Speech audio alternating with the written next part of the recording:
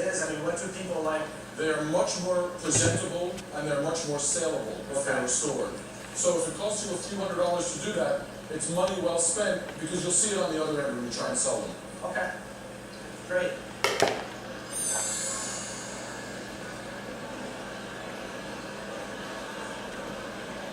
You gonna eat it? This is from the You trip gonna play with around it? the world that my mother and her parents took in 1912. It was on the SS and as a result of this, there were several books written, Right. and then they had these stereoscopy pictures taken. And it so happened that Aw, those don't pictures spit it out. have my grandparents in it and my mother in several of them. We get a lot of stereo cards on Antique Roadshow, and they were a form of home entertainment. People would use the stereopticon computers. Underwood and Underwood and Keystone were two of the great stereo card makers because their cards were curved and actual photographs, whereas many of the other cards are flat and just lithographed. So they got much more depth for the three-dimensional effect on these cards. The cards came like this. And they resided on people's shelves. And this is a famous set. And here are your mother and your people think of souvenirs. They brought several nice souvenirs back. But my favorite is this piece. It's a real opiate type that can buy. We were told not to put it to our lips. Oh, really? Yes. I'm still happy. When you put this whole set together, you're looking at something worth between $2,000 to $3,000. Really? Did you eat it? It's a really impressive set. Well, wonderful. I was lucky enough to inherit it. It was a piece that belonged to my great Aunt Gertrude, and I really know very little about it.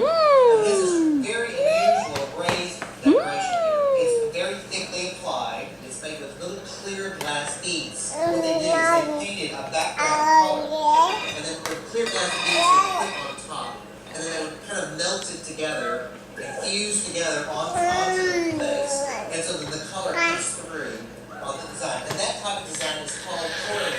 Corley was not necessarily made by just one company. It's mostly which is what this is. Nippon, which means it was made in Japan, and then what started appearing in the early 1890s. This piece is Nippon, but it is a known Nippon mark, and it's this patented number. What are you doing? Number, so What? so we know that this piece Really? was made after 1909, before World War I. If this piece were if it were hand painted with little pink flowers, it's very desirable for collectors of Nippon porcelain. And this is considered for Corley a large piece. It's a ewer. We believe that our retail price on this would be between $1,500.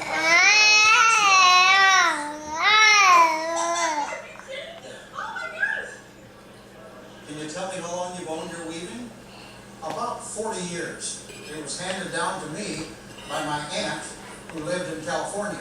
Well, it was made by the Navajo Indians in Arizona and New Mexico, probably in the early 1880s, when the train started coming out by the reservation. It's woven with what we call Germantown yarns that were produced in Germantown, Pennsylvania. They were commercially spun and commercially dyed yarns, and as soon as the trains made their way up, these yarns became available to the Navajo. They'd always been great weavers, and when they got Germantown yarns, they started weaving some real tour de forces. Now, these were made for the commercial market. They were woven specifically to sell to tourists, but it says nothing about the quality. It was still absolutely beautiful. This one I particularly like, the overall pattern. You've got a slight rip and badly done repair here, and you're actually missing the white border at the bottom. Now that turn the camera off takes so you away lose from it. its value. The values of these have changed over the last